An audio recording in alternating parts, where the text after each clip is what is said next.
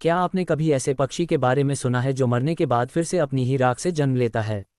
एक ऐसा पौराणिक प्राणी जिसे न आग जला सकती है, न समय मिटा सकता है। आज हम जानेंगे उस रहस्यमयी और अमर पक्षी की कहानी, द फीनिक्स।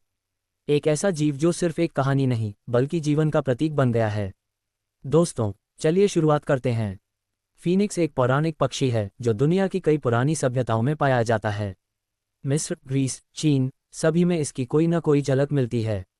इस पक्षी की खासियत, इसकी उम्र होती है लगभग 500 से 1000 साल।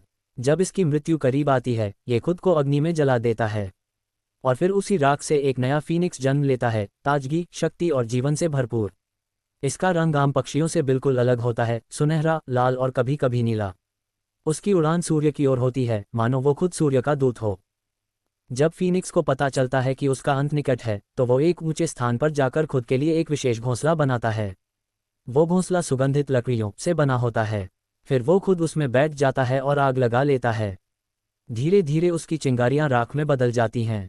लेकिन कुछ ही समय बाद उसी राख से एक नन्हा फीनिक्स बाहर आता है। नया जन्म, नई शुरुआत, ये प्रकृति की सबसे अनोखी लीला मानी जाती है। अब बात करते हैं कि दुनिया की प्राचीन संस्कृतियों में फीनिक्स को कैसे देखा गया। मिस्र, यहाँ इसे बेन्नू कहा गया, एक ऐसा पक्षी जो सूर्य देवता रा का साथी था। बेन्नू को पुनर्जन्म और सृजन का प्रतीक माना जाता था। ग्रीक मिथकों में फीनिक्स को सूर्य की अग्नि में जलने वाला और फिर से जन्म लेने वाला दिव्य पक्षी कहा गया है। कई ग्रीक दार्शनिकों ने इसे अमर आत्मा का प्रतीक माना। चीन में फीनिक्स को फेंगवांग कहा गया, जो यिन और यांग का संतुलन दर्शाता है। ये साम्राज्य का प्रतीक भी था और सौभाग्य का संकेत माना जाता था। फीनिक्स सिर्फ एक कहानी नहीं, ये जीवन का एक गहरा संदेश है। ये हमें सिखाता है कि जब जिंदगी बिखर जाए तो भी उठने की ताकत होती है। हर अंत एक नई शुरुआत बन सकता है। जलना जरूरी है ताकि हम फिर से चमक सकें। पुनर्जन्म सिर्फ शरीर का नहीं, आत्मा, सोच और उद्देश्य का भी हो सकता है।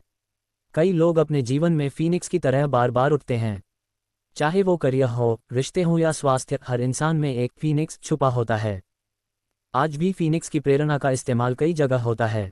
फिल्मों में, जैसे हैरी पॉटर में फॉक्स नाम का फीनिक्स, किताबों में, सैन्य प्रतीकों और लोगों में, और जीवन को बेहतर बनाने की प्रेरणाओं में। ये हमें याद दिलाता है कि हम चाहे कितनी भी बार गिरें, जब तक हम फिर से उठ सकते हैं, हम अमर हैं। तो दोस्तों, ये थी फीनिक्स की कहानी, एक पौराणिक पक्षी जो आग में जलता है लेकिन राख से फिर जन्म लेता है। क्या आपने कभी महसूस किया है कि आपके अंदर भी एक फीनिक्स छुपा है? कमेंट में जरूर बताएं। अगर आपको ये वीडियो पसंद आए हो तो लाइक करें, शेयर करें और चैनल को सब्सक्राइब करना न भूलें।